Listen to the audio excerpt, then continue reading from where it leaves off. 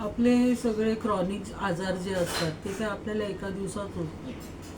जेव्हा आपण यंग असतो मीन्स 30मध्ये 30+मध्ये तेव्हा आपलं शरीर जे असतं ना ते आपल्याला अलाराम्स देत असतं. ओके, तुम्ही थकला आहात, हां, तुम्हाला जमत नाही आहे, तुम्हाला वीकनेस आलेला आहे, अशा अलाराम्स देत असतो. त्या अलाराम्सकडे ना दुर्लक्ष करू नका. जेव्हा तुम्हाला असं वाटतं की नाही आपल्याला थोडा काही त्रास होत आहे तेव्हा तुम्ही तुमच्या डॉक्टरला दाखवा.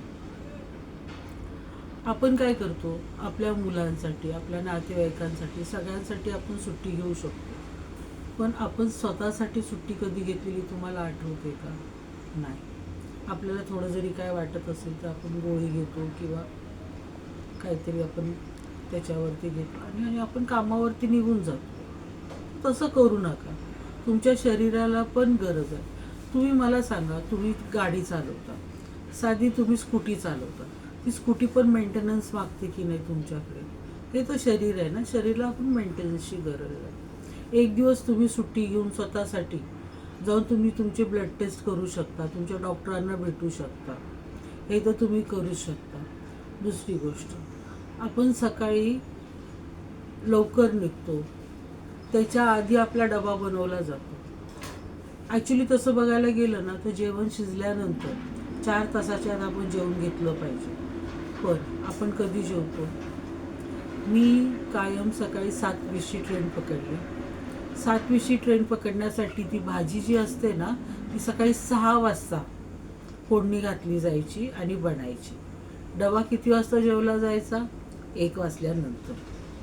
1 वाजल्यानंतर जेवलं जायचं आणि कधी कधी तेही जेवायला मिळायचं नाही. नंतर जेव्हा आपण रात्री ट्रेन पकडतो संध्याकाळी तेव्हा तीच चपाती त्याची रोल बनवायचा आणि तो खाऊन घ्यायचा. अशा प्रकारे आपण आपल्या शरीराकडे लक्ष देत नाही आणि शरीराकडे लक्ष न दिल्यामुळे मग शरीर रिस्पॉन्स करणारच.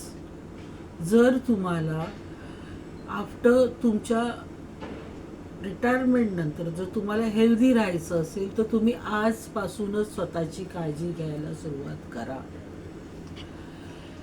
प्लीज मी तुम्हाला विनंती करते की आजपासूनच तुम्ही तुमच्या शरीराची काळजी घ्यायला सुरुवात करा, तर तुम्हाला तुमचं रिटायरमेंट लाईफ जे आहे ते एन्जॉय करता येईल विदाऊट सपोर्ट. तुम्ही स्वतःच स्वतःची काळजी घ्या प्लीज.